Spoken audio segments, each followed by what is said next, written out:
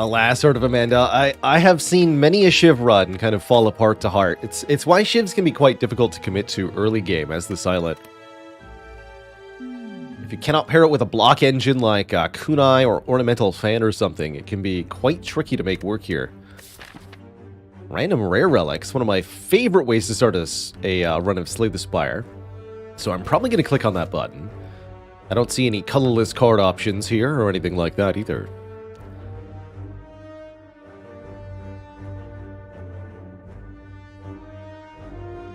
I've seen a little bit of Mechabellum fireworks. I like the mech theme, although auto-battlers really aren't my thing that much. I've been, off-stream, I've been back into a Battletech kick, personally. So I definitely have mechs on the mind.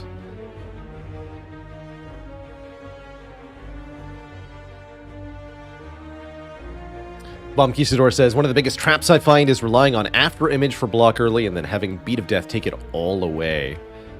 You really need to make sure each of your cards is putting out a value of at least 10 or so if you want to tackle the late game of A20 Spire, either to overcome Time Eater or to overcome Heart.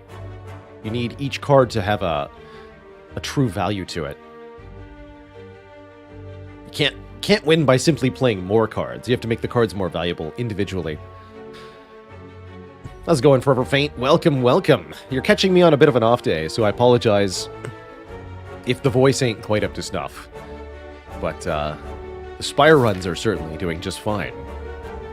Incense Burner's definitely a strong one. Careful consideration of the number the burner says can get us some seriously good results here in Act 1. I'm seeing an interesting path here. What if we use this to take on the Burning Elite in Act 1 and set ourselves up for the rest of the run? That would mean not hitting a store Act 1, but I suppose I'm okay with that. Let's just do it. Incense Burner, very strong versus some of the elites the Silent has the most trouble with. Gremlin Knob and Lagavulin in particular. We can essentially just counter. I hit you. Take one here. Up to stuff, indeed. Yes, the voice is up to stuff. Okay, we'll break your block.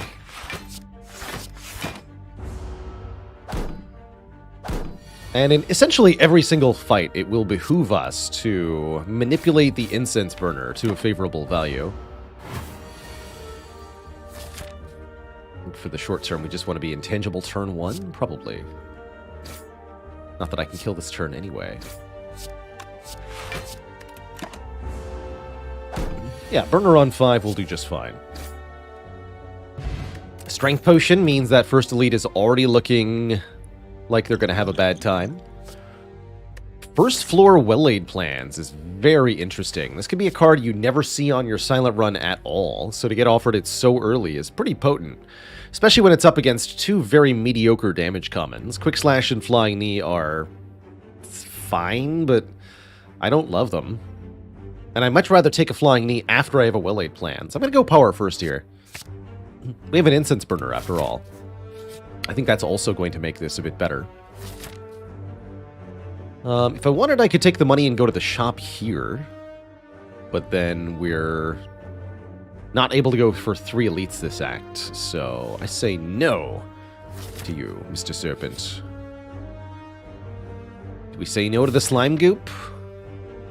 I'm greedy, so I'll say yes.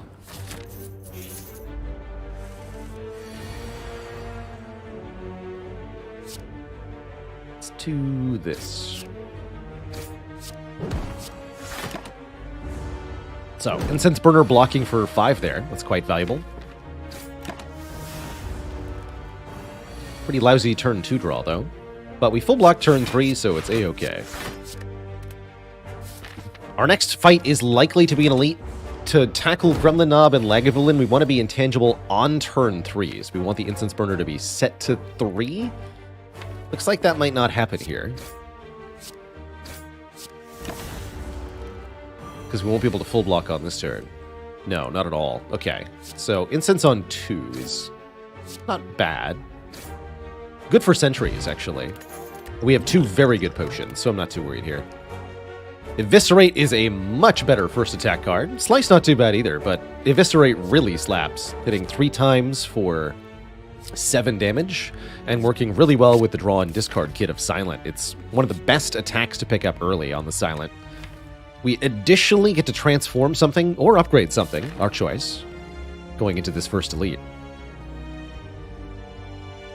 How can she slap? Yeah, somebody wanted to see a discard deck? This is a really good start. Well-Laid Plans and Eviscerate both encourage the draw discard. So we're going to be upgrading the Eviscerate anyway. We could use the event to upgrade Well-Laid Plans. I think I'd rather get the transform. Corpse Explosion. Yeah, that's why you transform.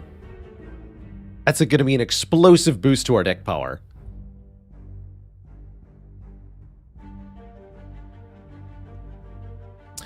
Hey there, Rutabaga. I'm glad you turnip in time for this corpse explosion.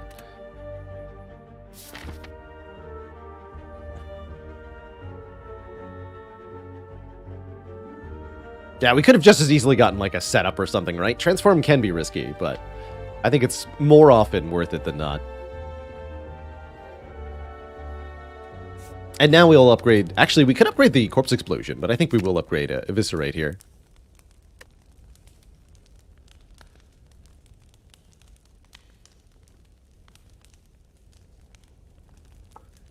Taking our dad jokes back to our roots there.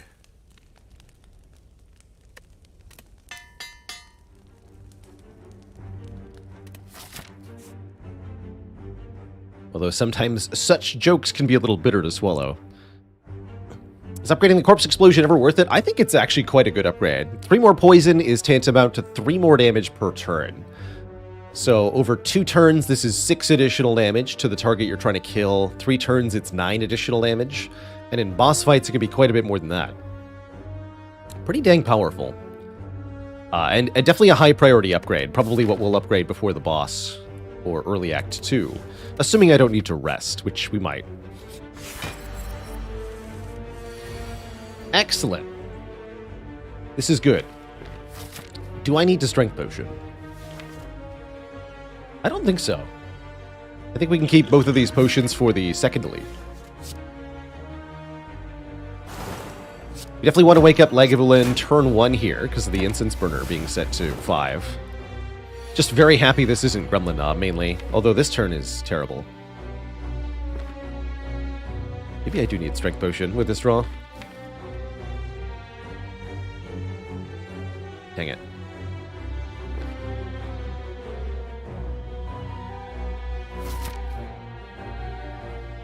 I'm just kind of wondering about Gremlin Knob as our next elite. With poison, with well-laid plans, we should be okay here. Can use the attack potion if we need to. But hopefully we won't have to. It's gonna go well-laid plans, defend here. I don't know if this is enough. Sure doesn't feel like enough.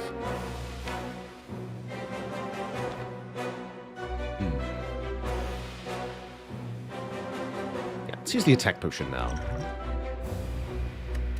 Shet's is 12. But it's bad on the redraw. Let's just take the 11 from the backstab.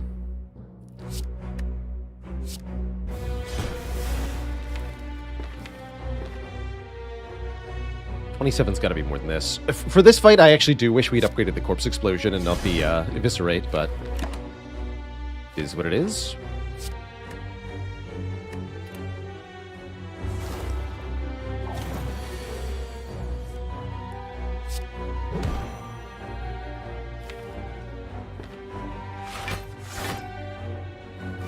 Survivor?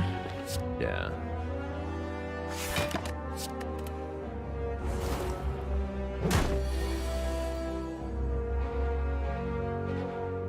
Okay. This will work.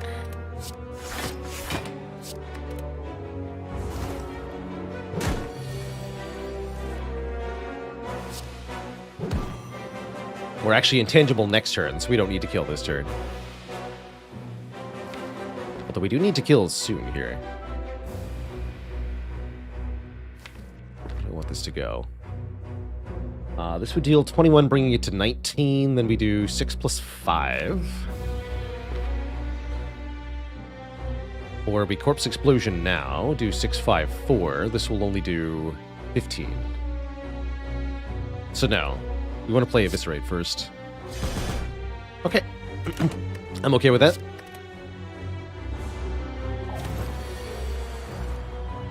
I think we take the 1 to deal 2 here. So we're doing 11 damage. We need to do 6 more. So 3 strikes will do it, or Eviscerate will do it, or Corpse Explosion will do it. Though that does mean I should retain Strike. We could also use the Strength Potion if we draw really badly. We did not. Okay. A little spooky. We've lost more health than we were comfortable with. And we did not set up Incense Burner for the next elite either. But we did prevail. We get a Dagger Throw, which is excellent with Eviscerate. Kept the Strength Potion. And we now have an upgraded Neutralize and an upgraded Strike. And we have to defeat the Jawworm. It's actually pretty good. We could get another potion here.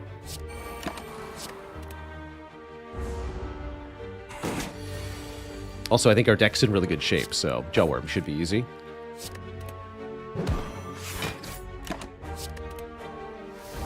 We can also use this to set up the Incense Burner, which is perhaps more important. We really do want it on 3? Well, Burner on 2 protects us from the sentries, which is quite nice. And I think we can get a 3-turn Gremlinob kill with the Strength Potion, so let's use it on 2 here. Or set Incense Burner to 4, rather, which will be turn 2 intangibility. That's what I'm trying to say. I'm okay with this. Also saves me a lot of time. Not changing it from this number. Acrobatics. Definitely the card we want with Eviscerate here. Might be tempting to go Blade Dance, especially with the Strength Potion, but I think long-term this Acrobatics is far more valuable. Gimme. Get a Mummy Hand. Whenever we play a power card, a random card is free. Very cool with well-laid plans already, but the long-term potential is huge. Exciting. Alright, elite number 2 is the sentries. So, Incense Burner set up correctly here. Turn 1's a bit awkward as we draw both Corpse Explosion and Eviscerate. I think we want a Corpse Explosion first. If you play Corpse Explosion on an enemy with Artifact, the effects get applied in order here. So the 6 poison will be blocked, but the secondary effect will be applied.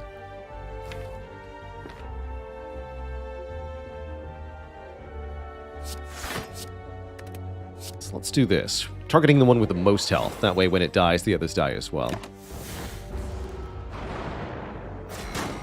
And now we just want to focus damage on this back sentry.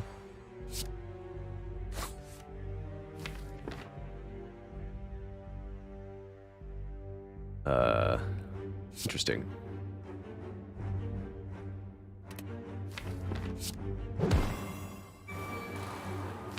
Okay.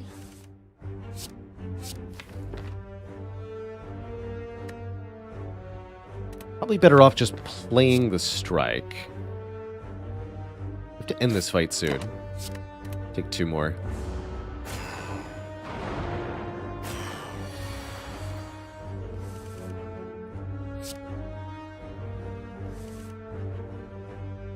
Interesting.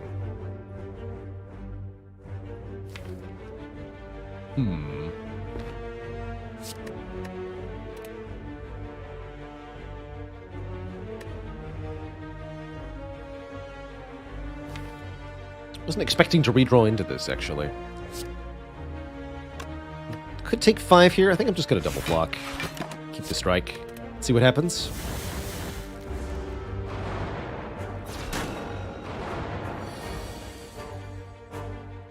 Only 21, which means we do need to use the Strength Potion to not die here. The good news is we don't die. Had we drawn 5 days, actually we'd just be strike dead. So, let's be glad that didn't happen.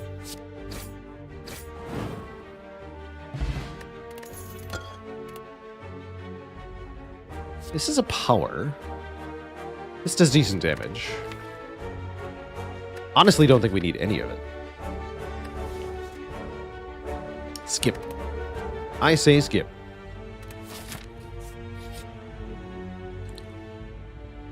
Hello, Lady in Blue. You're actually perfectly timed. Wondering how I was going to get through a Burning Elite with no potions. I'll take 3. What do you got? Those are good potions. Those are very good potions. Thank you, lady. 2 rare potions. The Entropic Brew and a Fairy in a Bottle. I think the right play here is to pick up the Entropic Brew and then drink it to figure out what 2 potions contains within. Then we can choose the best 2 out of these 4. Which I think is going to be Flex Potion, Fairy in a Bottle. Considering that the next elite is either Lagavulin or Gremlin Knob. We know it won't be Sentries, so we don't care about the Explosive Potion that much. Cool, that means we're on track to just be fine here. I foresee no issues whatsoever.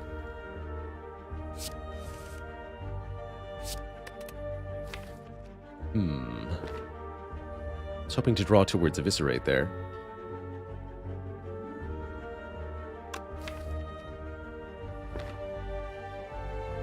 Do I Dagger Throw take 3? Yeah. Aha! Easy peasy. Good times.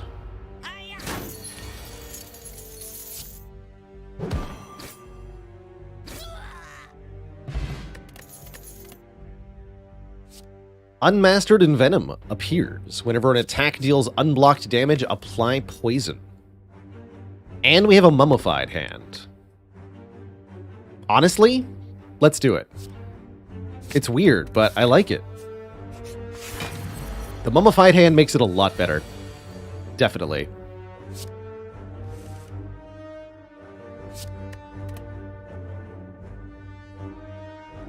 This is a really good turn for Flex Potion.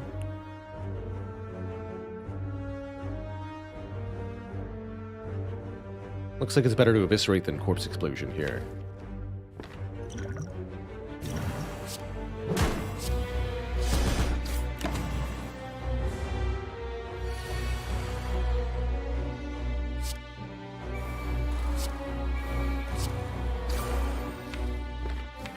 I'm not going to keep this.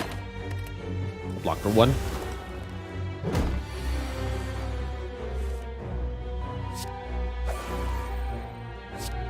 We just want to stay alive here. No need to use the fairy when we don't have to. I'd rather keep it for turn 2 of Guardian.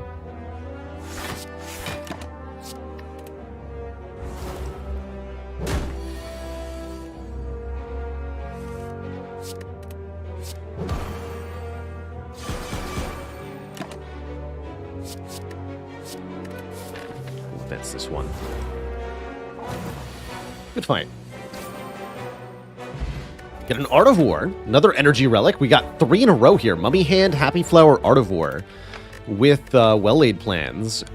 I'm pretty sure means that we do not need a boss relic that provides energy anymore. We can take almost anything. Am I willing to take a setup, Endless Agony, or Concentrate? Not really. Concentrate goes with discard, but you need a lot of card draw for Concentrate to be good, and we do not have that much card draw.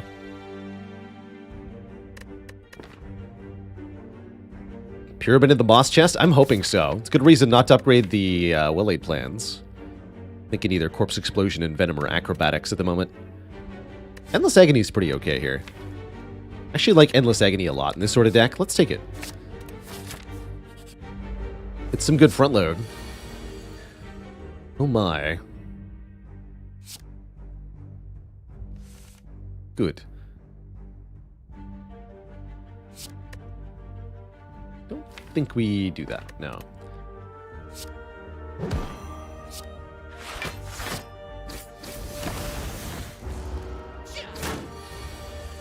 Sure.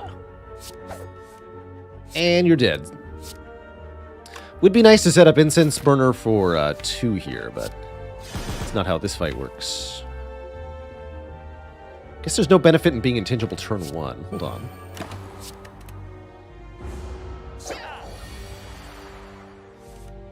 Can wait a minute here.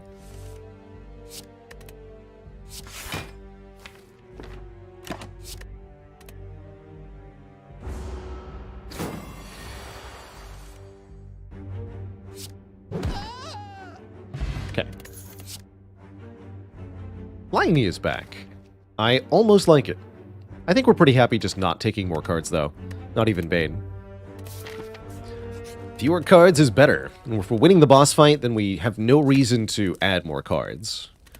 In Act 1 is usually my philosophy. And I think we are beating this boss.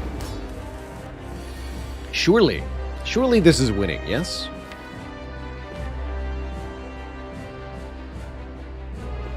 This is just explosion, strike, strike. I think that's what we do here. Tempting to acrobatics there. Oh, was acrobatics. Okay, we just used the fairy. Very well.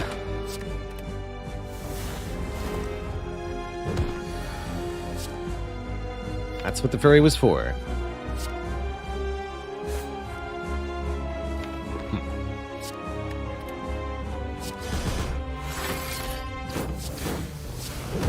All that.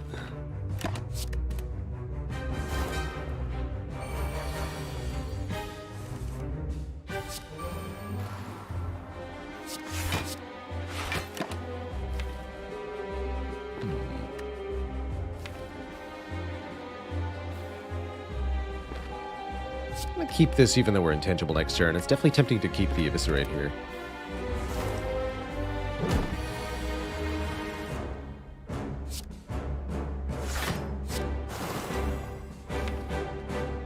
Fun draw. Okay, I'll just keep Neutralize. Keep Art of War 2.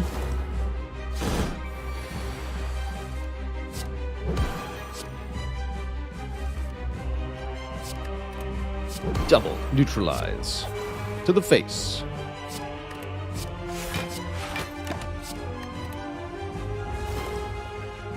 Once you get above about 20-30 poison on Guardian, you just win the fight.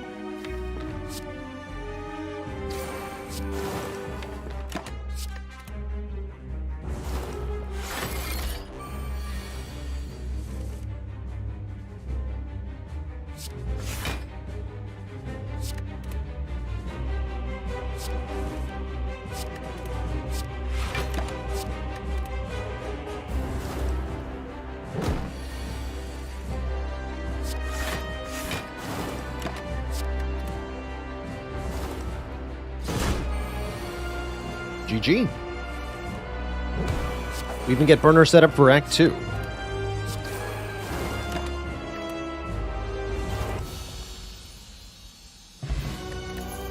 Not too bad. I'm a little sad the fairy has departed, but otherwise, everything's great here. Let's see. First, tools unload. I gotta say, unload, although Unmastered is not that tempting with what we have, although it can do interesting things with Eviscerate. Tools of the Trade is far more broadly useful. It gives us the once per turn discard to make the Eviscerate good and immediately discount something with Mummy Hand, while also being upgradable to 0 cost itself. I like that a lot. Burst is also pretty good here. We can dupe Corpse Explosion or dupe a discard skill. Not bad with Will Aid plans either. But Tools is the most broadly useful, I think, because of Mummy Hand. Let's grab Tools here. We are offered Energy. No Runic Pyramid for us. If we want a non-energy boss relic, we can take the Calling Bell, and I think we could get away with the Calling Bell here. It might even be the best option, actually. Coffee Dripper gives us more energy per turn, and honestly, well, you do like that in a silent deck. Coffee's one of the easiest, peasiest ways to get more energy for silent, and with the amount of energy we can already generate would allow us to really go crazy by just playing tons of cards each turn. I think Coffee Dripper could be very good here. Let's do it. Yeah, we can now just take every acrobatics, every backflip that we see. We've got lots of money, and I'd like to use it to remove 2 starter cards, and we can easily do that. You don't want to go too elite heavy.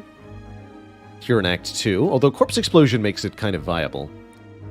This looks like an excellent start overall.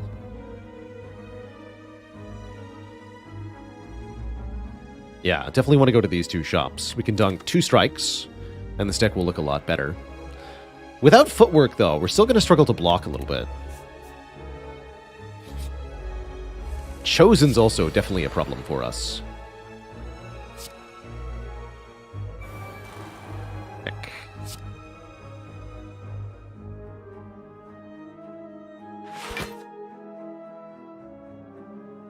But we can make this work, right? Survivor, discard the Ascender's Bane. Envenom guaranteed makes Eviscerate free. There we go.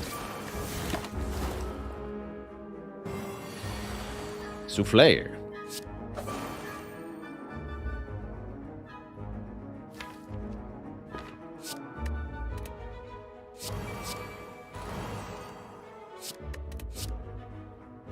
This is better than playing the strikes currently. Might not be able to stop this turn 3 hit, though.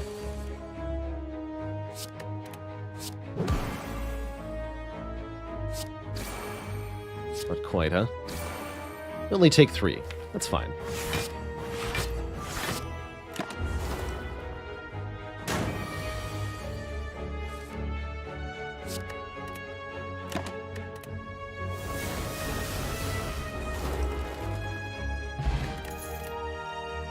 Second Eviscerate is here. Sneaky Strike also here. Both of these are very good. I think this deck would love a second Eviscerate. Welcome. McGillicuddy, thanks for the Prime sub. Welcome to the Cozy Sub Club. Ooh. We can get Strength on turn 1 to make our opening hands more deadly, or we can transform 2 cards, turning 2 strikes into new random cards.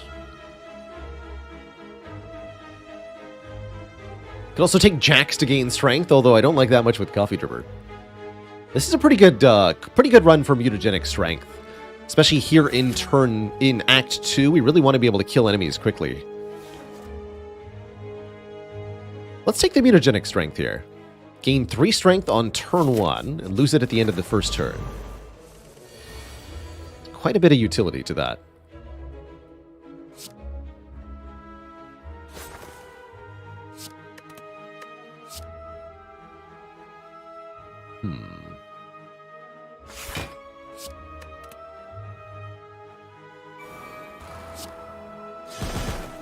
The damage.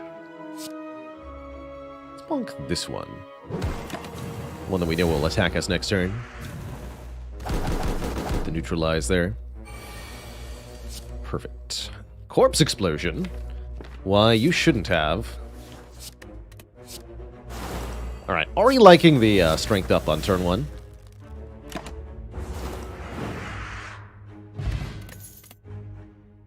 Cloak and Dagger, Dodge and Roll, Slice. We're really ideally hoping for upgraded cards here, or card draw cards, and these ain't those, so no. Boat Thingy is good, though. Boat Thingy gives us guaranteed block. We could also, I don't know, buy a kunai. I guess buying a kunai is kind of a good idea.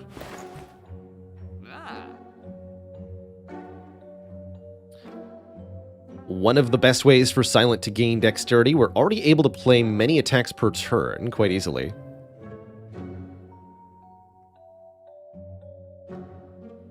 Who's our act boss? It is Collector.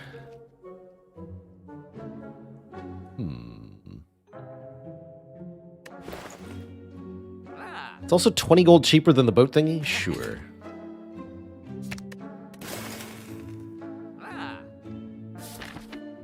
We're probably not going to the shop then, huh? Well, if we're not going to the shop, that means we have to go this way. That's kind of iffy, too. If I was going to do that, I would definitely need to buy an explosive potion. I don't actually mind going straight into the elite fight because the incense burner's on 5. Alright, heck it.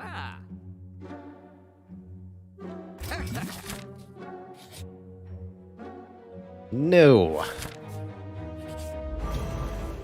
Alright, it is the 3 slavers, and we are intangible turn 1 for this otherwise very deadly turn.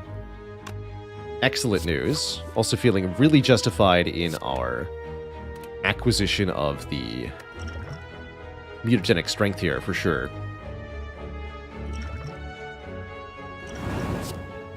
Do it like this.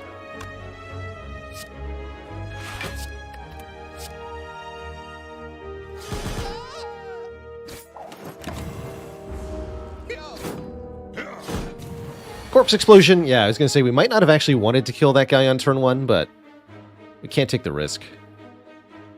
This looks like it will backfire, huh?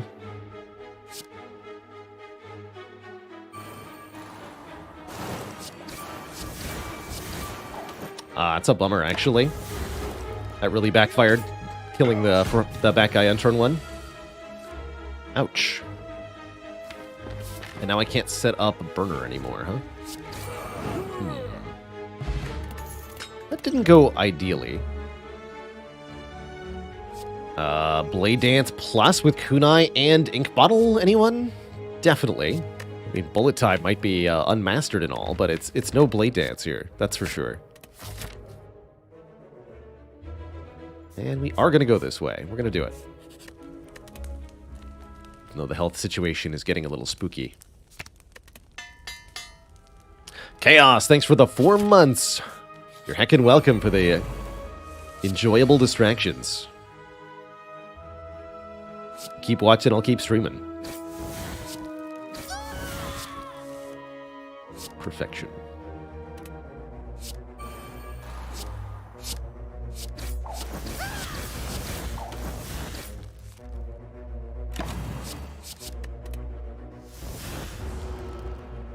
Alright, starting to feel like a much more capable silent deck now.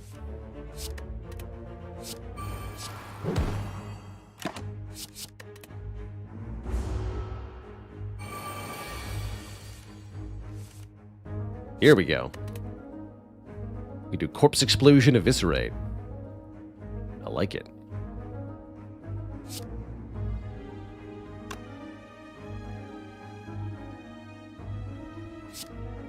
I do double Eviscerate? Hold on. Yes, but I can't also Envenom. That's fine.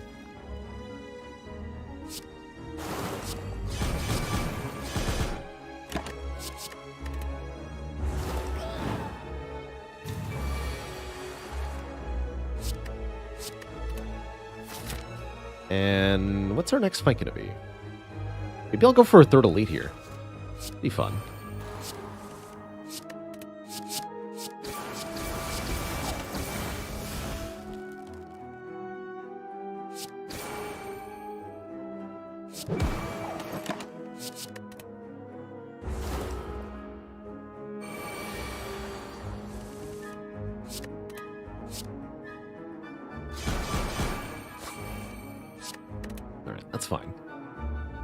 Happy Flower and Ink Bottle set up pretty well.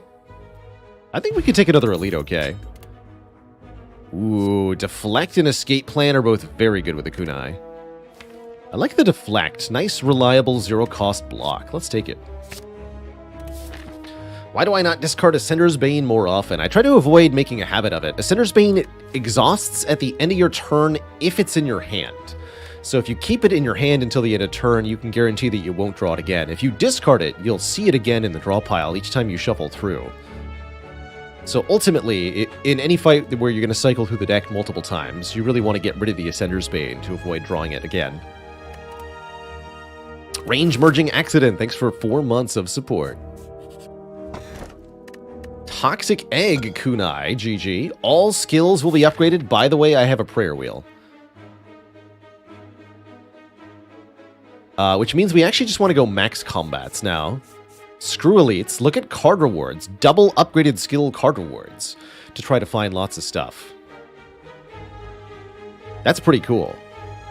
Also means we don't need to risk life and limb in an elite fight unnecessarily. Definitely with this combination, we want to be looking at lots of card rewards. Many as we can find. Offer Kunai. Inloth hungry. Feed Inloth.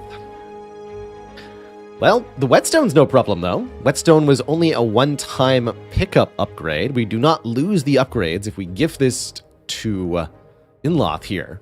That means we're going to be at triple chance to find rare cards from combat rewards, seeing 2 card rewards per fight.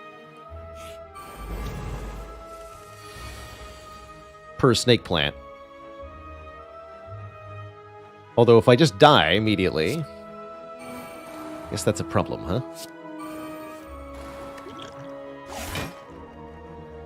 Okay, that's not too bad.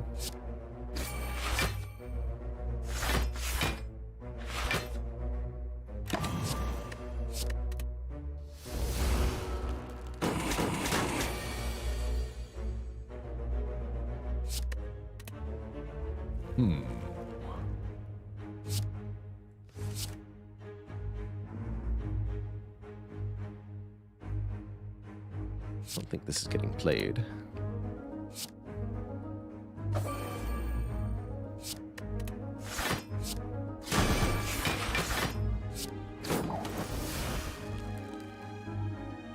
That's enough.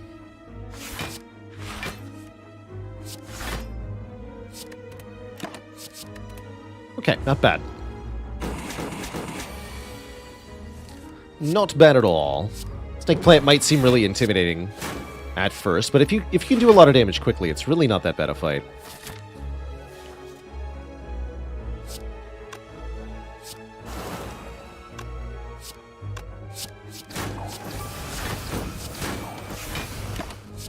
I'm gonna set up burner to 5 here. Although I see it messed up with ink bottle now.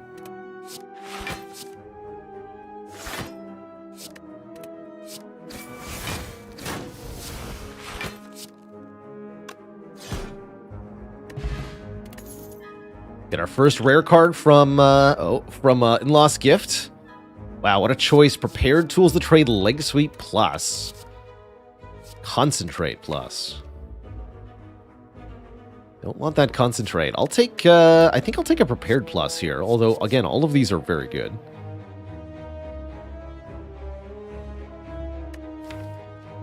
Actually, that Leg Sweep is probably too good to not take. Give me that. Chosen Cultist, a little spooky, although the Corpse Explosion makes this a lot easier. Do I just DPS down the Chosen? Kill the Cultist with the Explosion? Or do I DPS the Cultist down? I think we DPS the Chosen.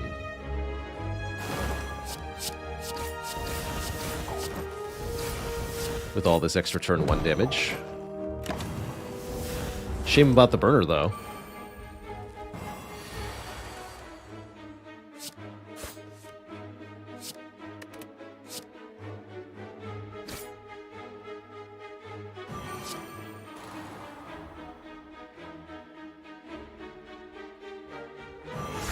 Turn's a bit spooky. Unless we draw Eviscerate. We do draw Eviscerate, which is just enough. 6 times 3 plus 7. It's 25, right? Sounds right. Yeah. Good.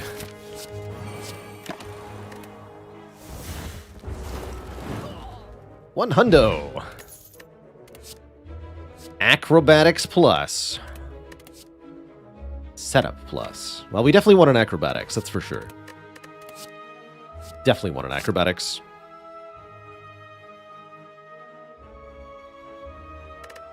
Second Energy Potion. I think we'll trust the Colorless Potion. And I am going to go to that shop. We are.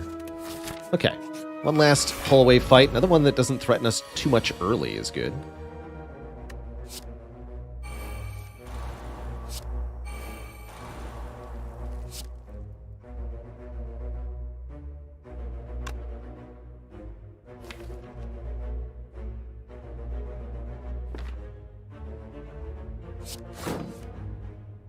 Don't need Envenom for this fight.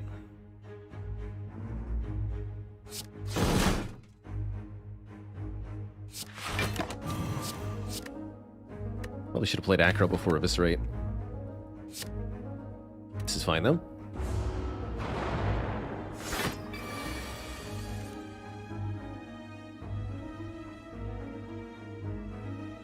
Blade Dance, defend, Leg Sweep. Maybe better to Art of War this turn. Leg Sweep, defend, defend. Try to kill the baseball next turn. That seems pretty reasonable. Keep Acro, Blade Dance.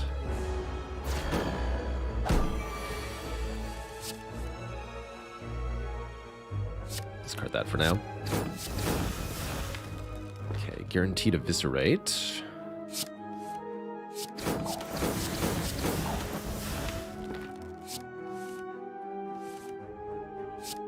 Good.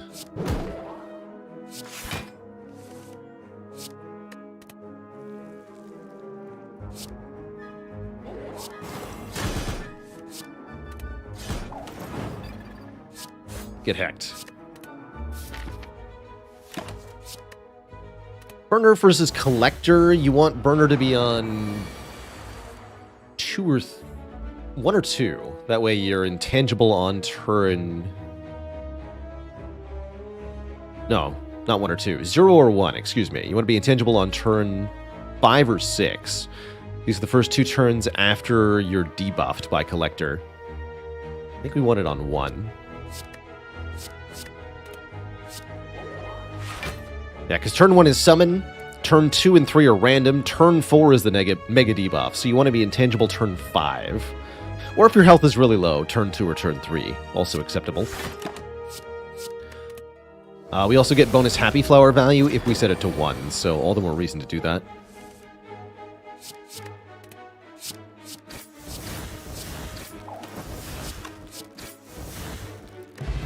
That'll certainly do. How do we feel about Infinite Blades with Kunai Mummy Hand? And Envenom? It's not bad, actually. I think we like Dodge and Roll Plus quite a lot with the Kunai. That'll take.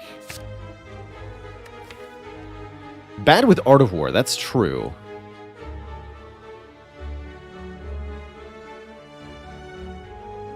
We're already bad with Art of War. Sneaky Strike is also just fine, right?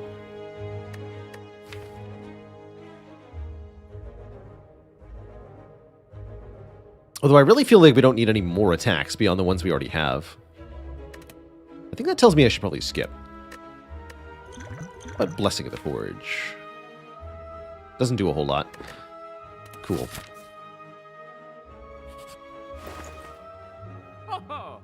Adrenaline Plus and Master Strategy Plus that we can't afford. After Image that we can afford. Seems pretty potent. Or card removal. After Image definitely doing a lot in a deck like this. Although semi-redundant with Kunai.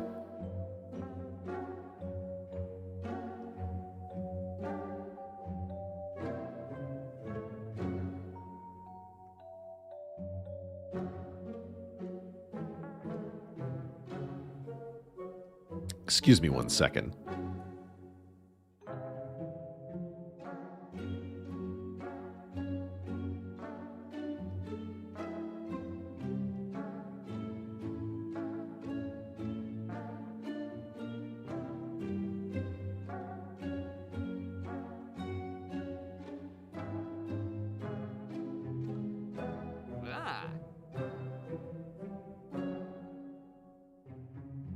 Okay, we're back. Yeah, that is a somewhat tempting After Image. I don't think it's actually that good. Although it does give us a nice head start versus Time Eater and Hearts. Exit Buddy, thanks for 11 months of support. I'm actually pretty thoroughly convinced we want to remove over adding an After Image.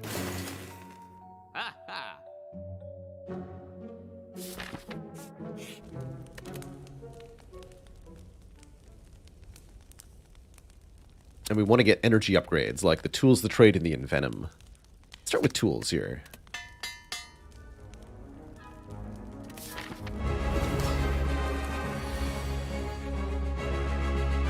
I like it.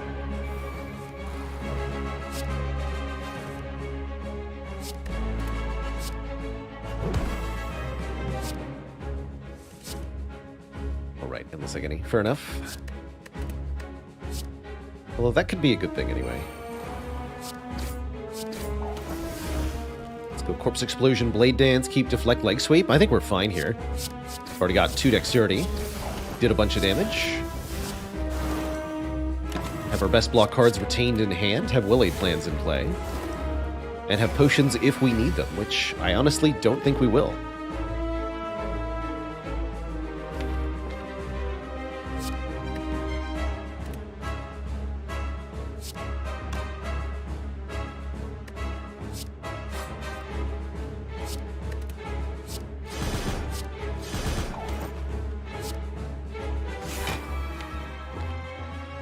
We want to keep, what, Leg Sweep and Venom?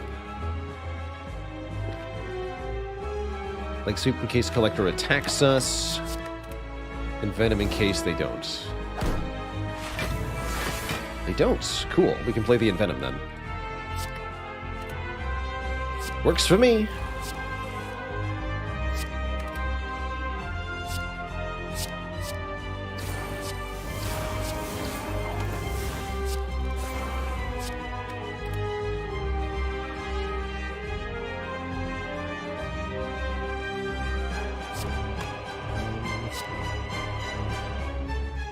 We actually don't want to kill this Torch Head immediately, because Collector is going to resummon. When Collector resummons, they summon back to 2 minions on the field. So if there's only 1 minion alive, you only get 1 new creature. And now we can use Corpse Explosion, which I think I just discarded, to kill them both potentially here. Why I might have discarded Corpse Explosion is anyone's guess.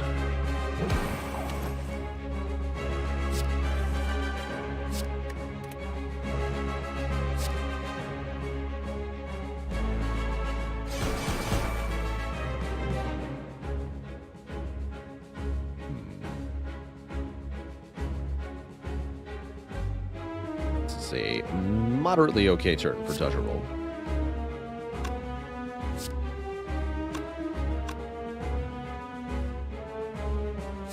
Yeah, I'll do it this way. It's fine.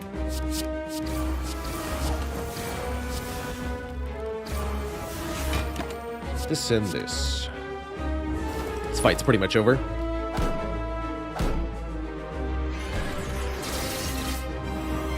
Oh no, a tremendous amount of damage. Whatever will I do?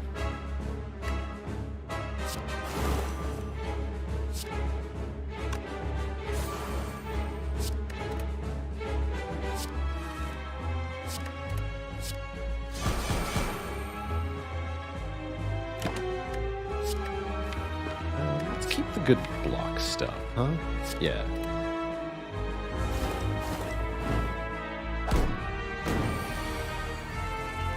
Yeah, I just need to be able to deal with this.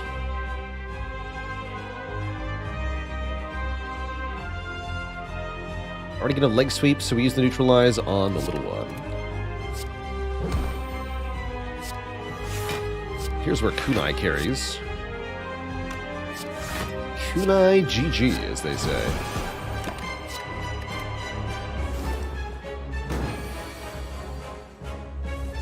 Glorious.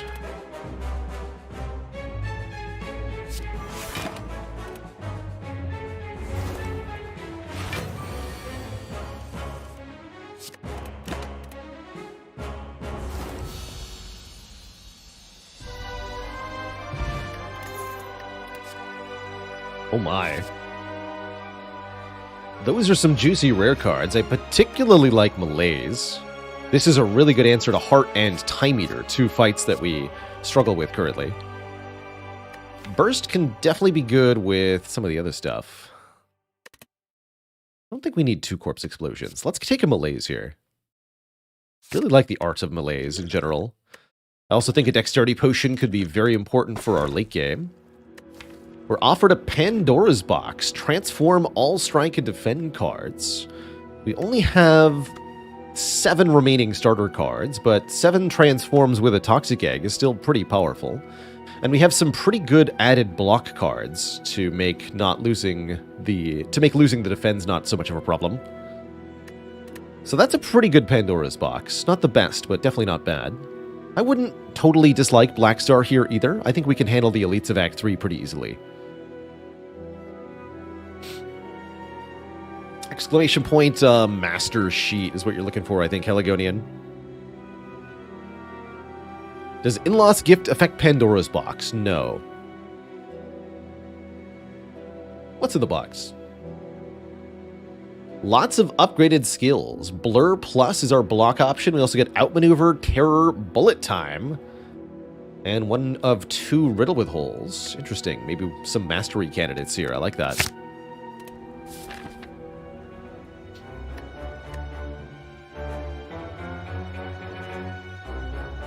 That would have been a pretty okay Black Star.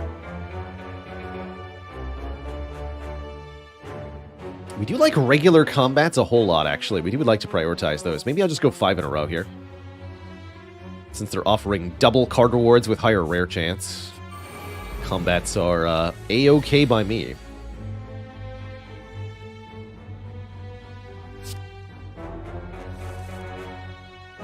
Well, that's a pretty good bullet time now, isn't it? I suppose that it is. All right, bullet time. Show them what you can do.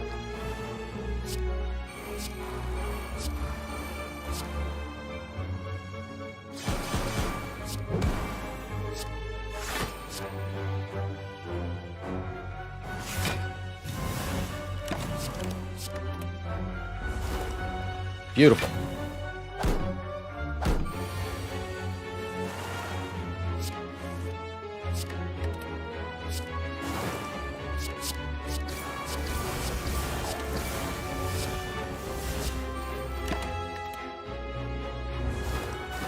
Wait, I miscalculated there. Shoot. I assume they were all dying. That was not true.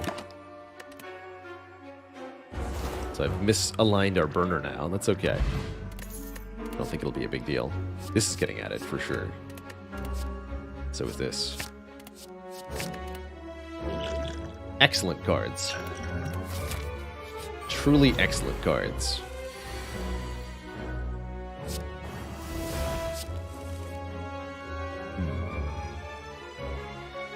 Wait, this Riddle with holes is kind of amazing, huh? Kind of.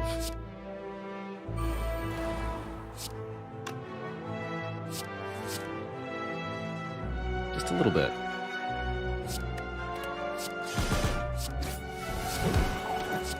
The turn 1. Ultimate power. There it is! Double Riddle with holes. This is the run, Twitch chat. The fated run. Double Riddle with holes and Venom. Let's go. I'm not going to try to take Dagger Sprays, though. I think trying to do both of those in the same run is stupid. Foolish. Too foolish to work out. Just discard this.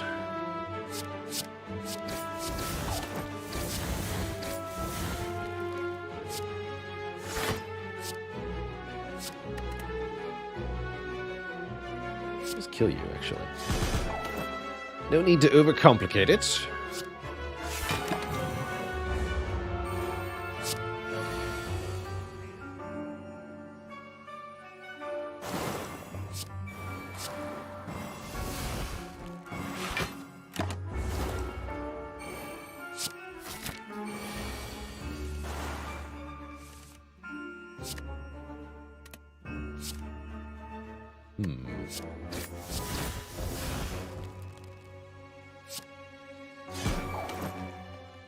Unacceptable.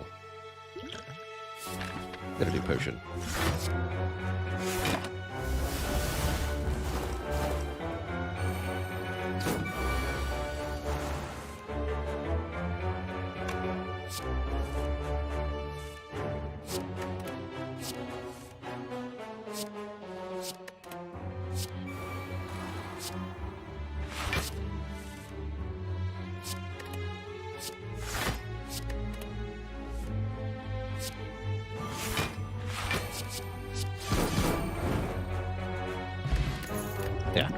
Potion indeed. Dodge and roll plus, or the after image we didn't buy.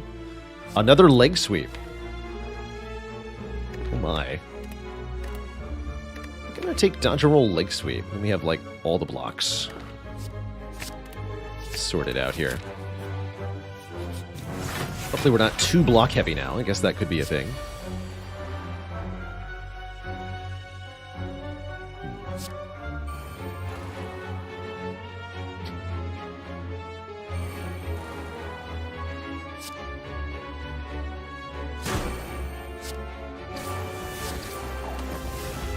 Just kill that one outright, but then Corpse Explosion will work.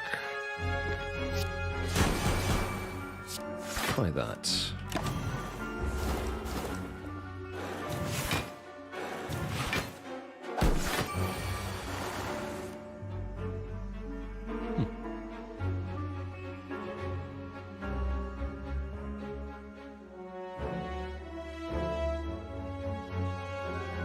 Terror would withholds kill you. It'll be 20 damage. Let's do 16 plus 9, 25. I do have Envenom in play. Yes, this will kill you.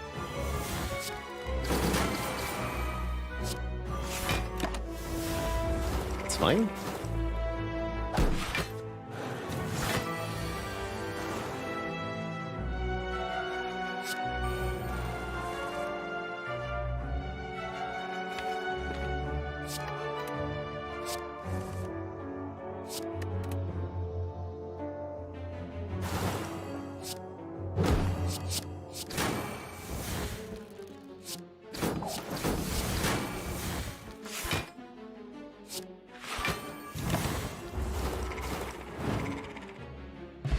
Okay. Another leg sweep. Actually, Cloak and Dagger is very good with the kunai. And so is another Blade Dance. Or we could take that first Concentrate. You know, we could do it. I'll take the Cloak, certainly. I'm going to go Cloak and Blade Dance here. Almost good. We have duplicates of most of the important cards now. There's only a few cards I'd like to maybe get rid of. Fumes is a bit redundant. Would I take a Catalyst in this deck? Yes, I think Catalyst would be quite good. Actually, probably the best path is just keep taking the card rewards, right? Honestly, yeah. Let's just keep taking double card rewards. They're very good, by and large. Please do something else. Thank you.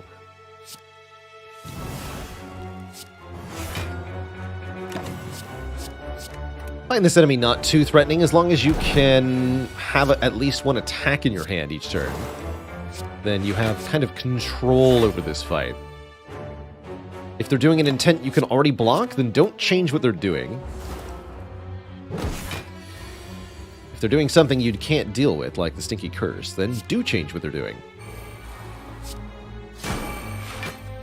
Until it's something that you can block, and then stop. Don't get greedy in this fight. Don't try to do more damage than is safe. It's the main thing. Since this enemy never scales their attack power, you can take as many turns as you want.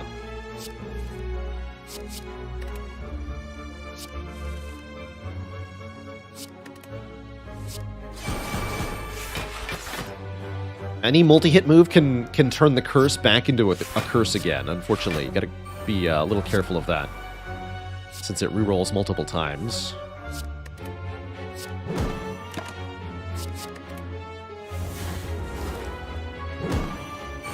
Fight is a greed check, a consistency check, and a block check, all in one, I think.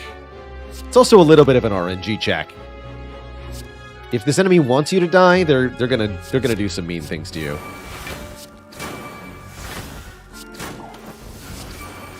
Verdict Dome makes this fight a lot scarier. Definitely. Okay, kill this too. Perfect.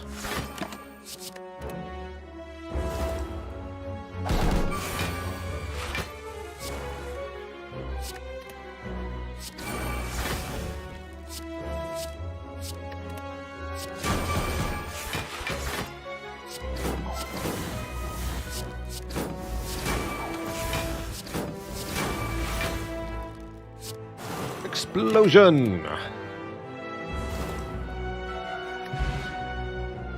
Actually surprised we haven't seen more rare cards yet.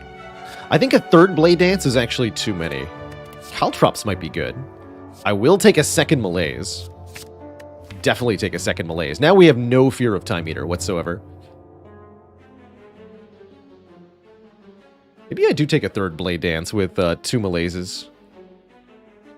You know what? Sure. Now we're cooking with gasoline. And you're all dead. Very, very, very dead.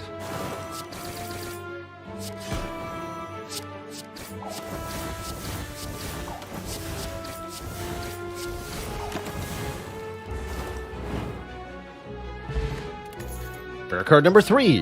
Ooh, backflip. So many flechettes. There's the second Envenom. We just got double Envenom thanks to In-Law's Gift. Let's go. Give me backflip.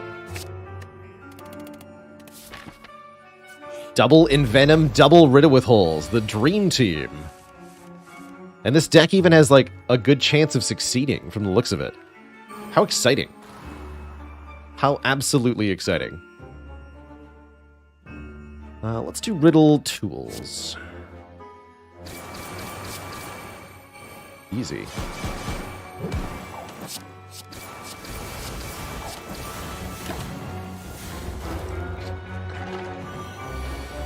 That Mutagenic Strength turn 1 is pretty powerful. Genuinely.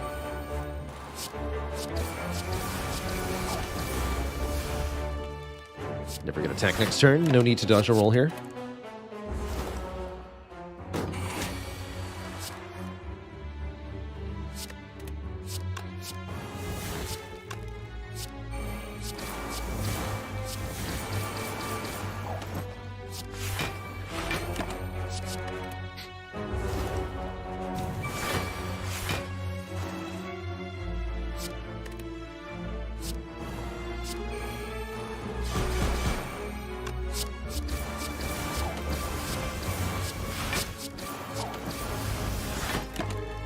Two poison per attack is actually quite a lot.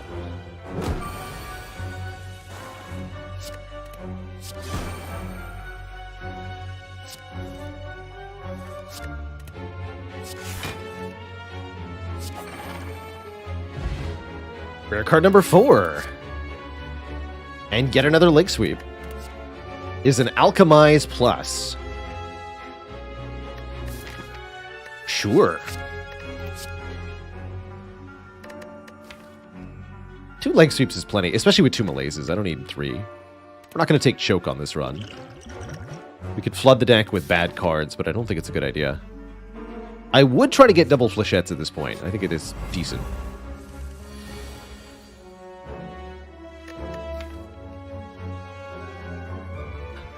With the Mummy Hand, why was Envenom never really an upgrade priority? Because we can potentially make it 0 cost with the other powers, and because we had other cost discounts that I did go for. I thought getting Tools the Trade from 1 to 0 is slightly better than getting Envenom from 2 to 1. And now that we have Bullet Time, I don't really care.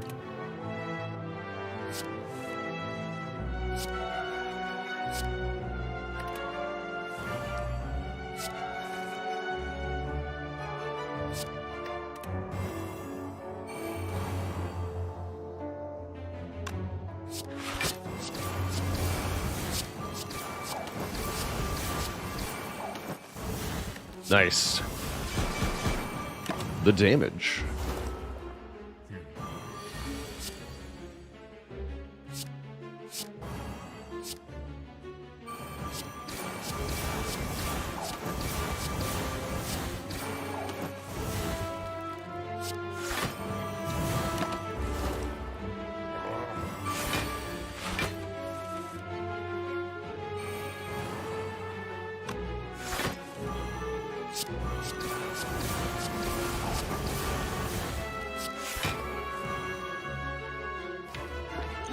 Use this now.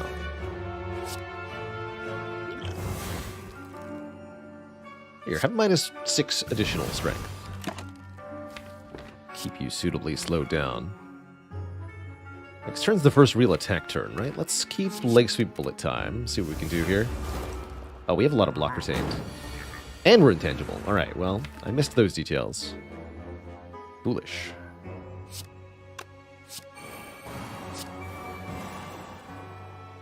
That's alright.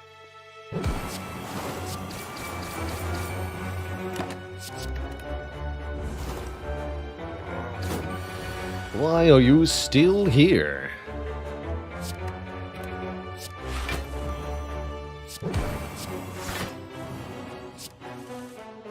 So the idea often with a bullet time is just get a handful of really good cards, play the bullet time, and go more or less wild here.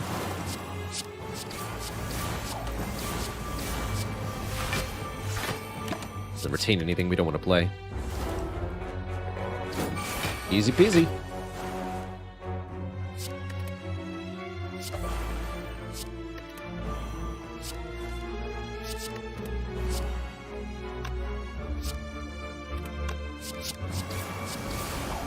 Power. Rare card number 5 is an Adrenaline Plus. That I click on. Alright, In-Law's Gift has definitely paid off. Shame I gotta take the Sapphire Key over a pair. Pair is pretty good. And we'll go this way, I suppose. More card rewards, please. Know that we've gotten 10 additional card rewards from Prayer Wheel. So that In-Law's Gift has only found us 5 extra rare cards is actually kind of surprising. It seems almost low. Too low.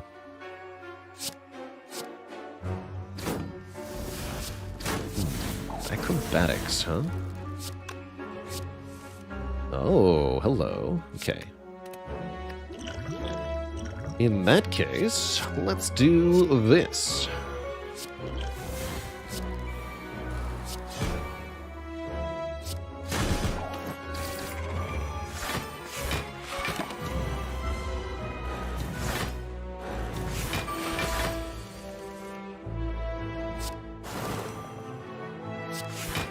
Easy peasy.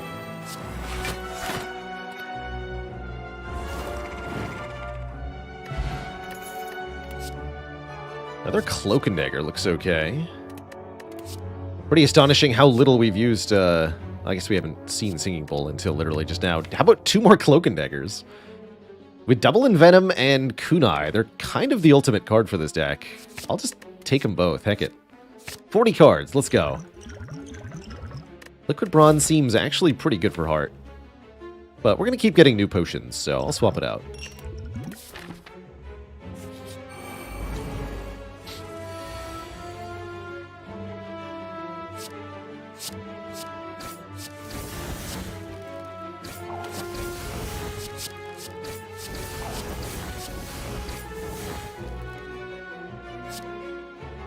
I think Intangible next turn seems pretty good.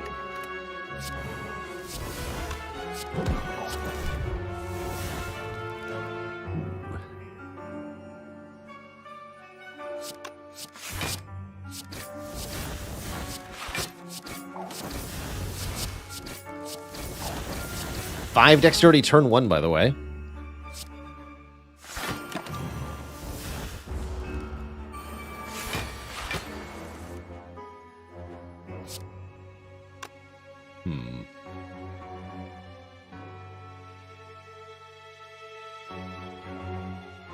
Looks like we better kill a dagger here.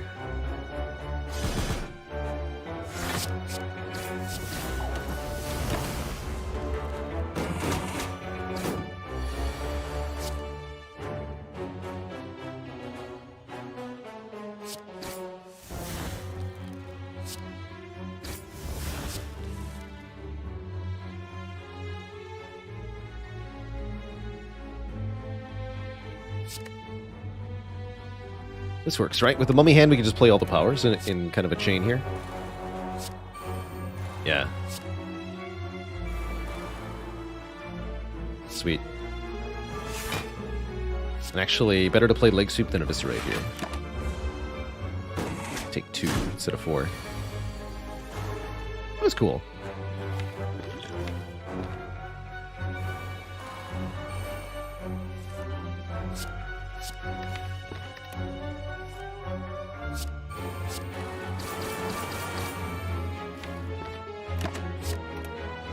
Neat.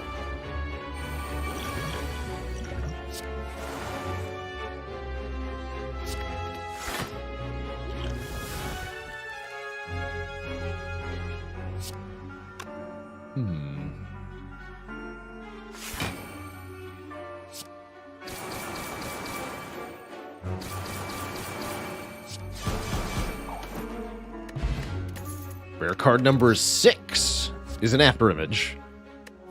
Although, again, I might just want a backflip here. I think one after image is probably a good idea. Welcome. Welcome to the deck. Could upgrade that after image, or I could upgrade any of these other cards, notably Acrobatics, I think being a good upgrade. 2 more card awards from these nerds. This is the 3rd time we fought Darklings this run. Kind of ridiculous, actually.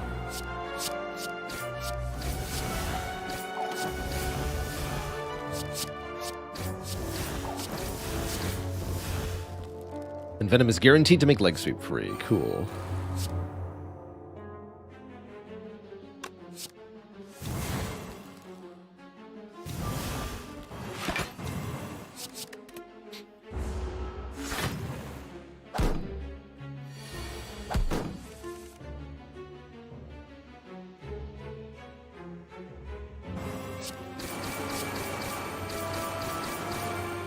Heck, you in particular.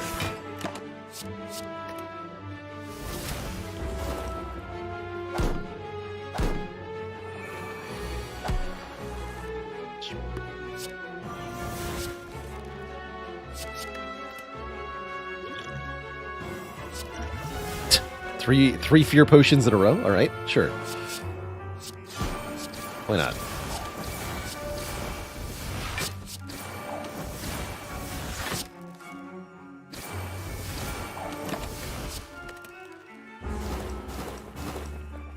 Probably wanted to set up incense a bit better for Time Eater.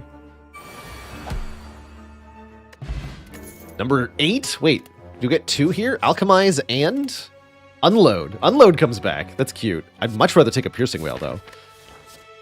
This is not the run for Unload Mastery. Double Alchemize is just cute. Means we could be really aggro with the potions in these final fights. Question marks actually surprise. Just 1 more regular fight, which means, you guessed it, 2 more Toxic Egg card rewards with Singing Bowl. It's good stuff.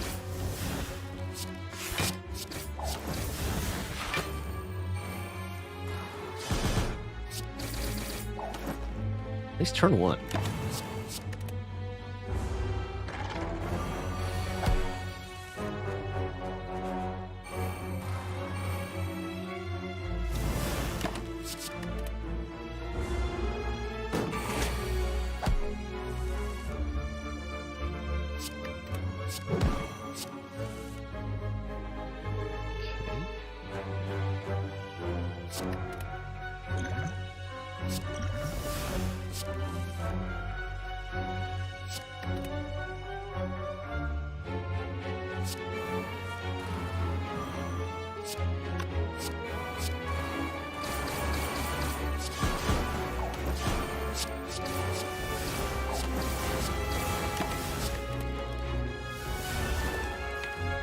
Is an after image in this deck. I just don't think we've drawn it yet.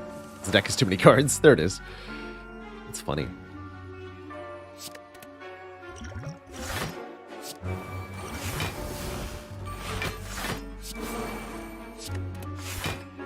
Alright, turn 1 intangible for Time Eater is perfect, actually.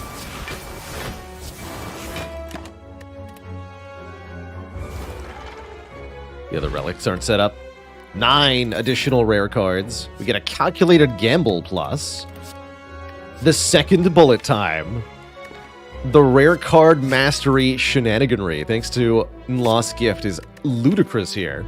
Double Envenom, double bullet time. Let's go. Look at these 3 green mastery candidates. How exciting. Got a recall here. That would be an embarrassing way to lose. All right. 45 cards into Time Eater. How do you do it? The answer is be intangible turn 1 and play 4 powers. Obviously.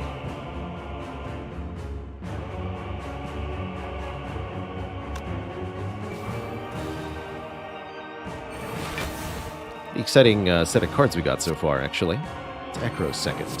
Oh, Blur is here. Excellent news.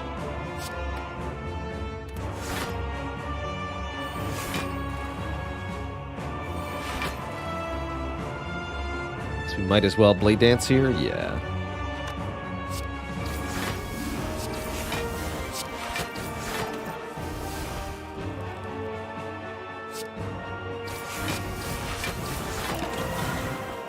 keep these two.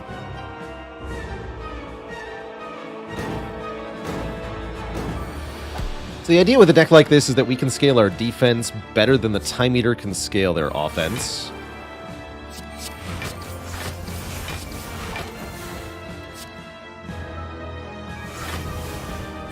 Also, keep these two. And that's true even before you factor in for the fact that we have Malaise. Malaise really takes it away from the Time Eater. Quite rude.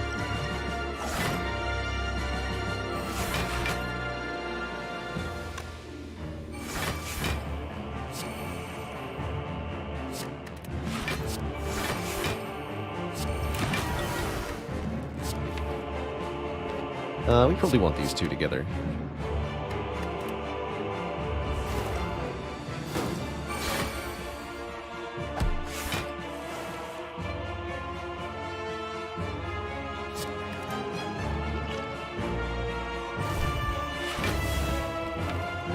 Just play this the normal way.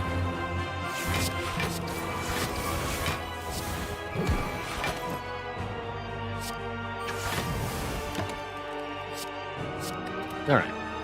Pretty simple fight from here. Just put the remaining powers in play, scale up our dexterity even more, and all is well.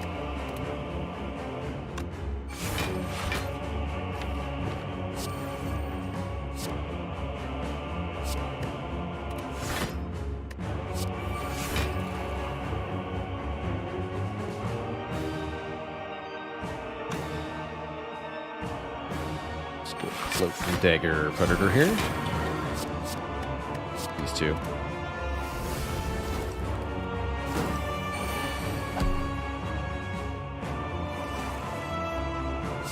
Alright, with both Envenoms in play, we can do some serious nonsense. We'll also use this now.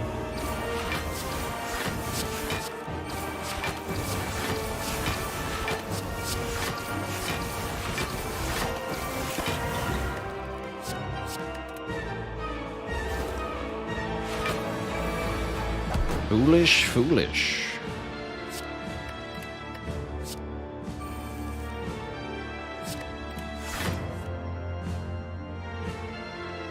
Sure, might as well.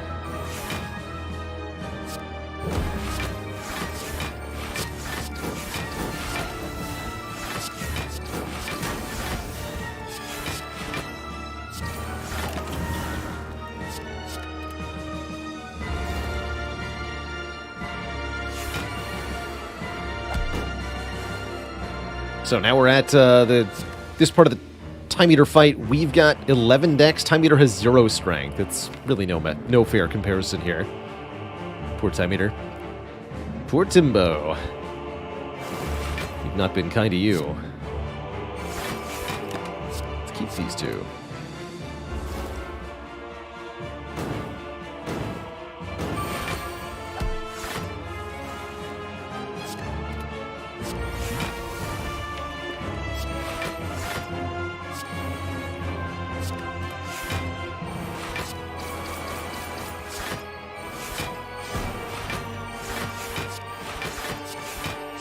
We'll just keep the leg sweep. 100 block. Easy peasy.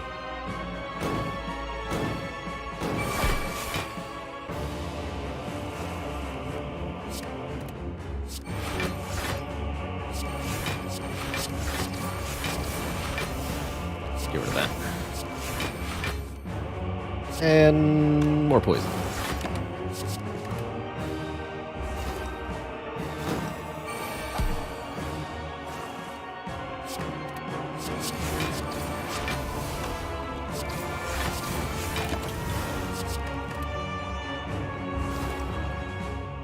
Slow and Steady wins the race here. We're set up turn 1 intangible for the next boss fight. I suppose that's okay. Really want to make sure we end the next boss fight with Incense Burner on 4. Failing to do that could cost us dearly.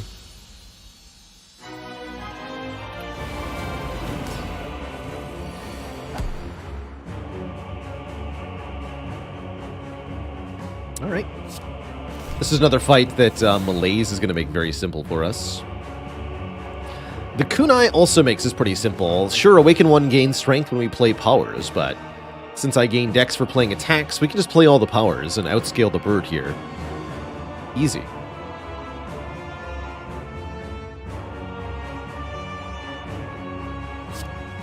Got a bullet time.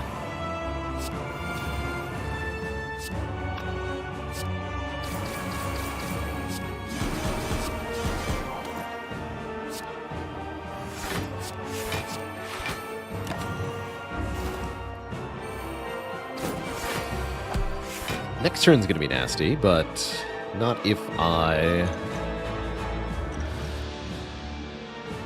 malaise.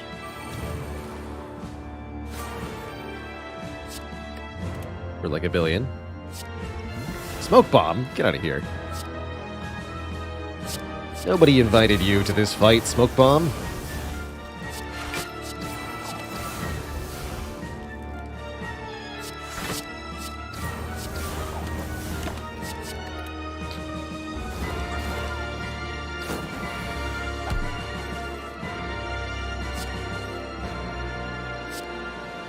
Discard those for the moment.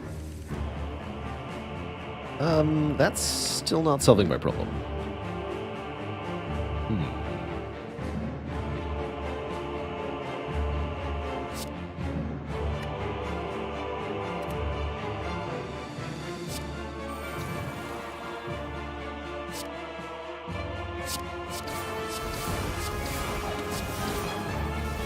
That's solving my problem. Cool.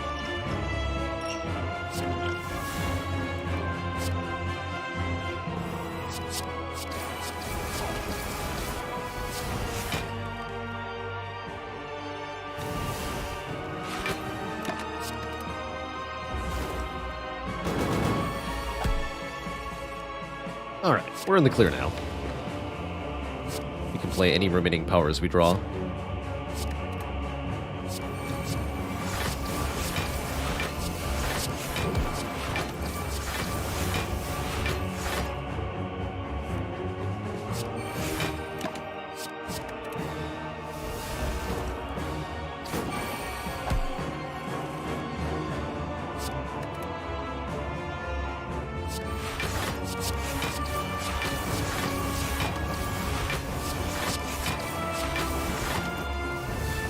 Bullet time. Let's keep going. 10 dexterity and counting.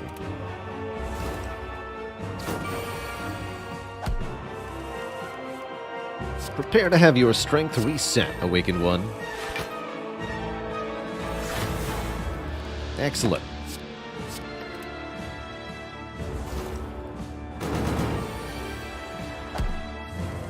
And again, we just need to remember to end the fight with Incense Burner on 4.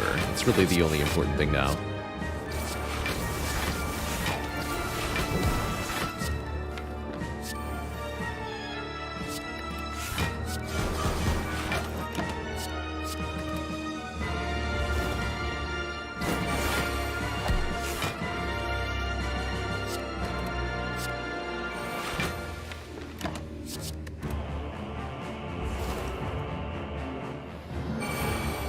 Nine energy this turn. Let's go.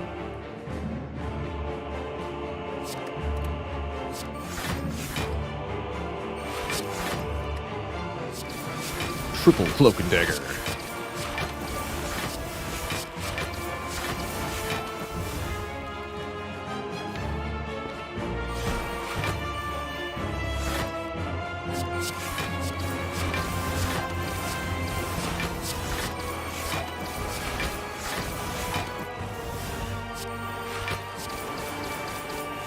Poison on that first turn is pretty good, actually. I want to kill the Awakened One next turn, if possible. I think that's reasonable.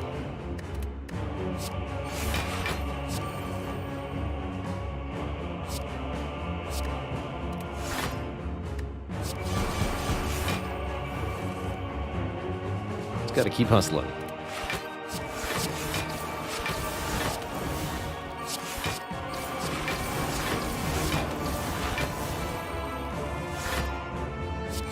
Yeah, this will work. Perfect.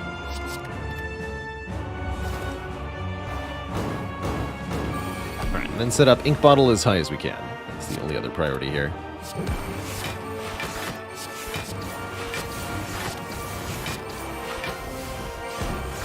GG. All relics perfectly set up for Act 4. 3 really good mastery candidates. This might be an amazing silent run. Two thump, two thump, two thump. A deep pulsing dread could be felt throughout the room. Is this the heart of the spire, the source of this enormously chunky silent deck?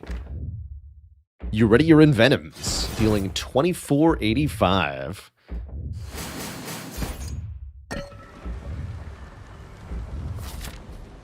Pretty exciting stuff. One last upgrade. I think we want it to be on After Image for Heart. Just make sure we get that turn 1. How many have 45 cards? Yet deck consistency 2. The key is actually that a lot of these cards are duplicates of each other. We have double acrobatics, double dodge and roll, double melees, double leg sweep, many blade dances and cloak and daggers. These means that even though there's a whole lot of different cards that we could draw into, we only ever do get a particular subset each turn. Footwork looking really good here. Reflex not too bad. I like Toy Ornithopter also. Healing us for quite a lot with double Alchemize. That could actually be 20 hit points versus Heart. This is really good. I'm going to buy this. So 138 is enough to buy Footwork and Reflex. Let's do it. I'm in. Yeah, this is why we want to be intangible next turn. Good old next turn. Ooh. What a fun turn 1.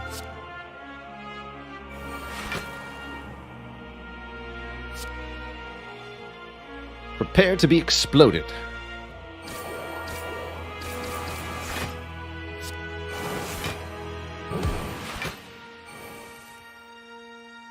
Double. Exploded.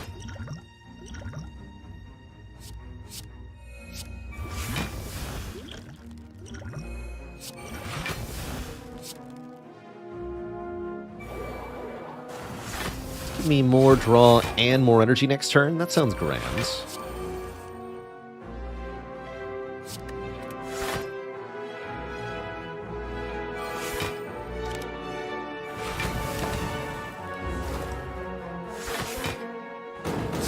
We should also make sure that we don't have Incense Burner set to the wrong number. I think for Heart here we want Incense on 1, actually. So winning next turn would be ideal. I think we can do that.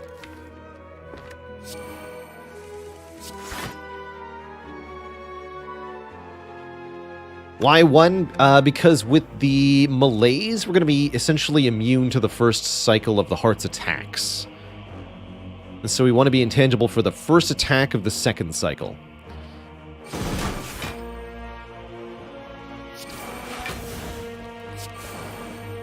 Also because I think cycling back around to 3 is going to be very hard here.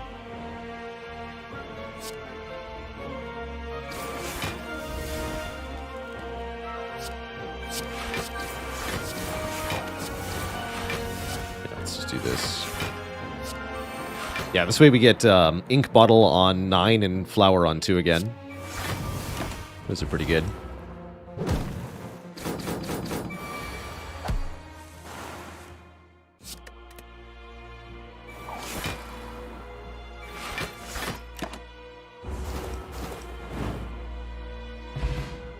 The final gift from In-Loss Gift is another Alchemize or a Wraith form. Although I'm probably just going to take the Footwork, hilariously. Actually, 2 max health, also pretty good. Paper Crane is excellent here. Enemies with weak deal dramatically reduced damage. Actually, with Toy Ornithopter, let's go with the 3rd Alchemize. It's another 5 hit points. Excellent. Triple Alchemize, 48 cards into the Heart here. What an amazing run. Somebody was asking, what's the ideal turn 1? Well-laid plans. is really important turn 1.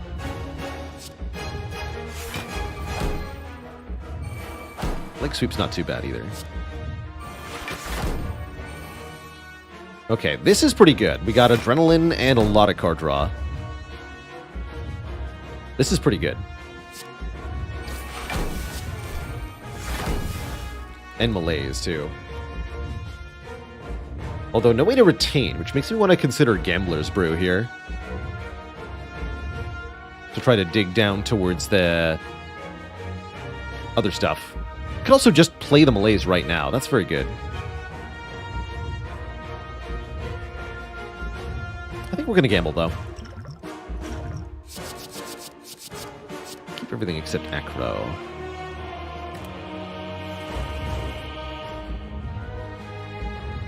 Now we can Calc Gamble again, keep digging towards well-laid plans, which is the important thing here. But might as well play this first. No, there's one more in the draw pile, right? That's right. Let's gamble again. There's well-laid plans. Okay, that's great. Do I want to bullet time now? We can play every card in our hand here. No, I don't want to bullet time now.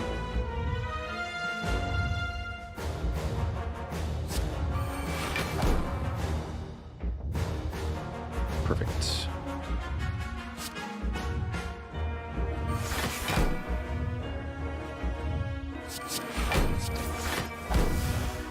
Now we can bullet time. Have some poison.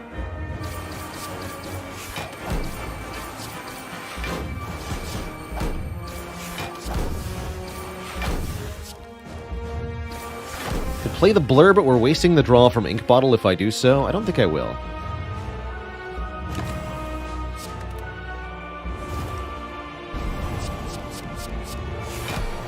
Alright, this is the first and most dangerous attack we have to contend with. It's really not that bad, thankfully.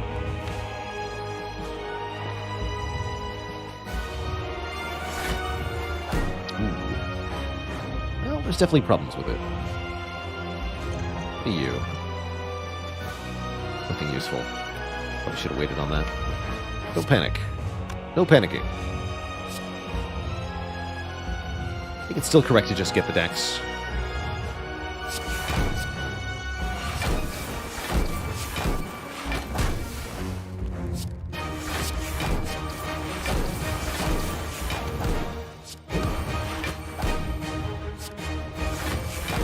Okay, that's a little damaging, but we never die next turn.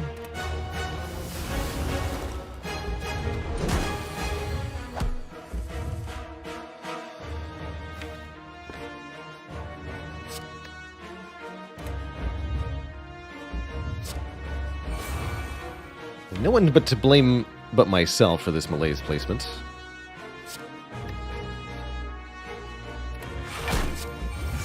Okay, that helps a lot.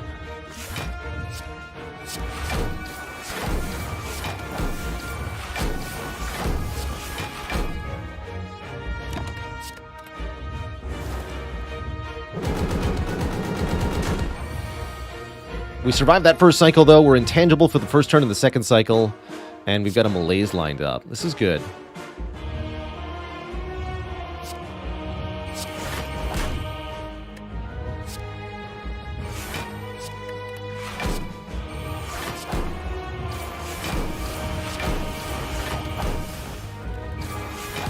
Keep one bullet time, one Malaise. Okay, that is the multi-hit. It's actually not quite what we wanted to see, but it's also not bad.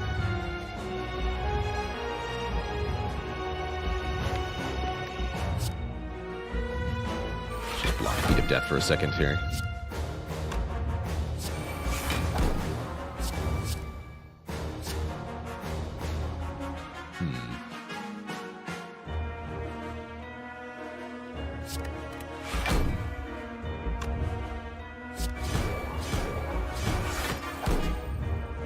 Now we can pull the time.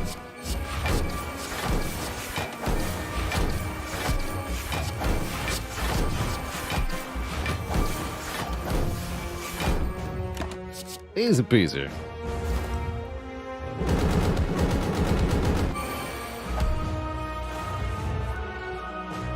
This much dexterity, nothing can stop us now.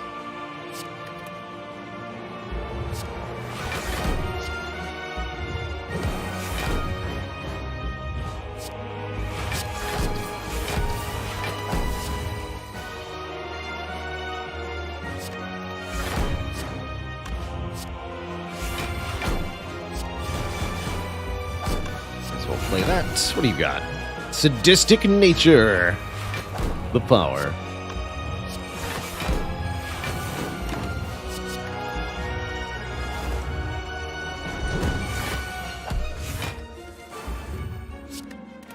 One more. Just a fear pot, which does do 5 damage. It's pretty cool. Get them riddled with holes. Show them what you can do. Turblam. Good work.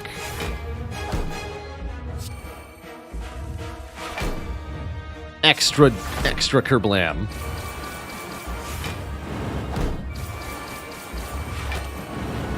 The power. GG. Misto Heart. GG. We finally solved the riddle of how to master Riddle with holes. Excellent stuff. Now the Silence heckin' caught up in the masteries. She was really far behind there, but that did great. GG. GG, everybody. GG. 33-35, not too shabby.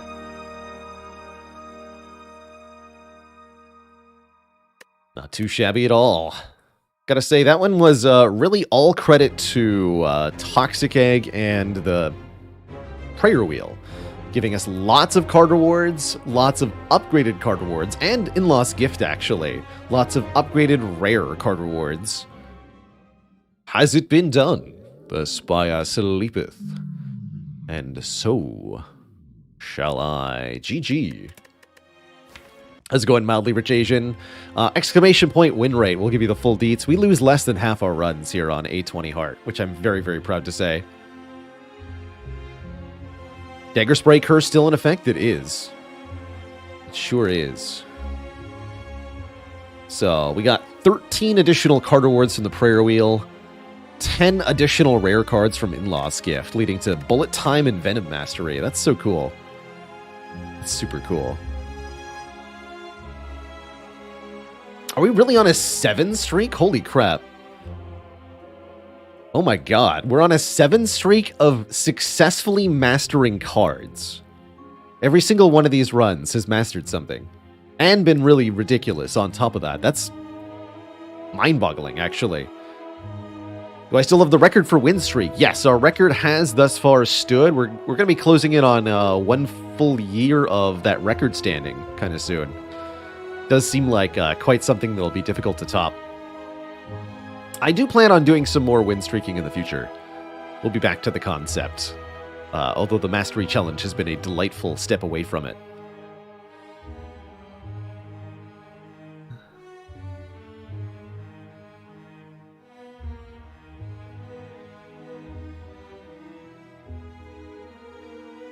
Rutabaga, hoping to see some potato. Actually, yeah, that does feel like something I can muster right now. I'm feeling pretty out of it, so I don't think I have much stream in me left. I could unwind with a little bit of potato. And yeah, 38 win streak on Watcher is certainly a number to top. I don't think anybody's going to do that anytime soon. Nacho Ray says, "What's the origin of my username? Comes from the Baylor Demons of Dungeons and Dragons." Specifically, there's a couple of Baylor demons in the games Baldur's Gate and Neverwinter Nights that are misspelled with the second A. That's where I get my name from.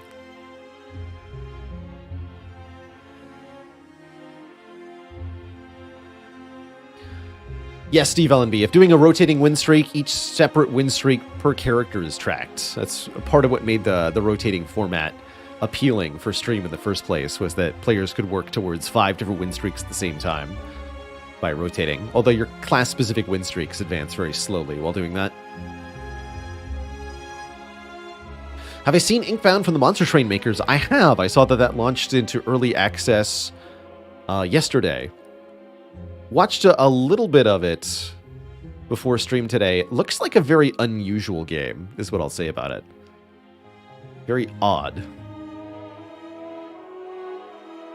Visually unique, mechanically unique, conceptually unique.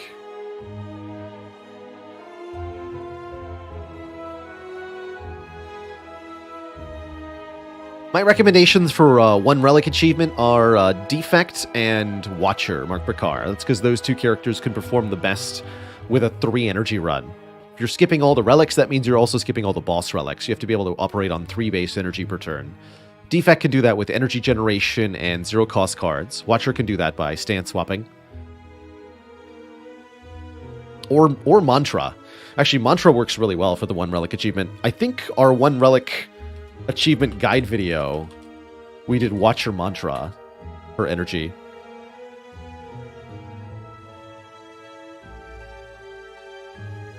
And I was able to make that into a heart kill off one relic, which is pretty absurd. I think that's a pretty cool tutorial, actually. Here, just beat the heart with one relic. Easy peasy. First try. No problem. Boss swapping does work pretty well also. With some of the best swaps being Pyramid, Snecko Eye, Pandora's Box, and Coffee Dripper.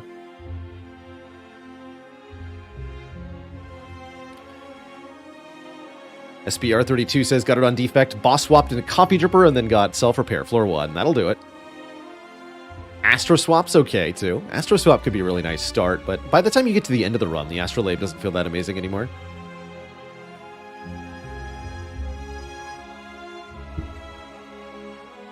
Boss swapped into a Wristblade and shivved your way to victory. That's a cool way to do it. Card that I feel like I have to take more often than I would like. That would be anything that provides intangible. The Apparitions and the Wraith form. I feel like I have to take more often than I want to. Although more and more I've been finding ways to win without going intangible.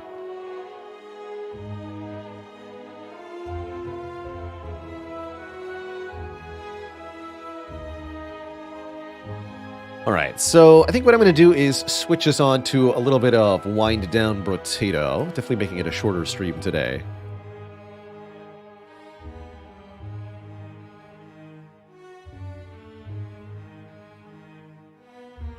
So I'm going to put us on the Potato main menu, then I'm going to take a quick couple minutes break, and upon my return,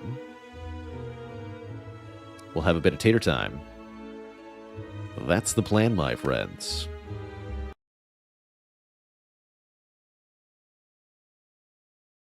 Potato.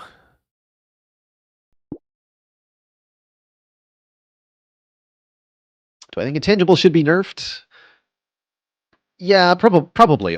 Ultimately, the heart was added in part as a way to counteract intangible being the easy peasy answer to everything in Slay the Spire. The heart has a times 15 attack and the Beat of Death effect specifically to deal with intangibility. Except that it turns out intangible is actually just a really good way to block the heart too, so it's great.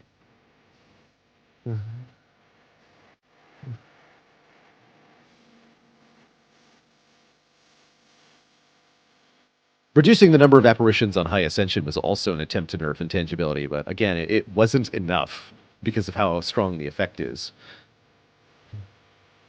It's just too good to reduce all the damage down to 1. Just way too good. Alright, Twitch chat, I'll be back in just a minute or two. When I return, it's tatering time. Don't go nowhere, my friends. I'll be right back.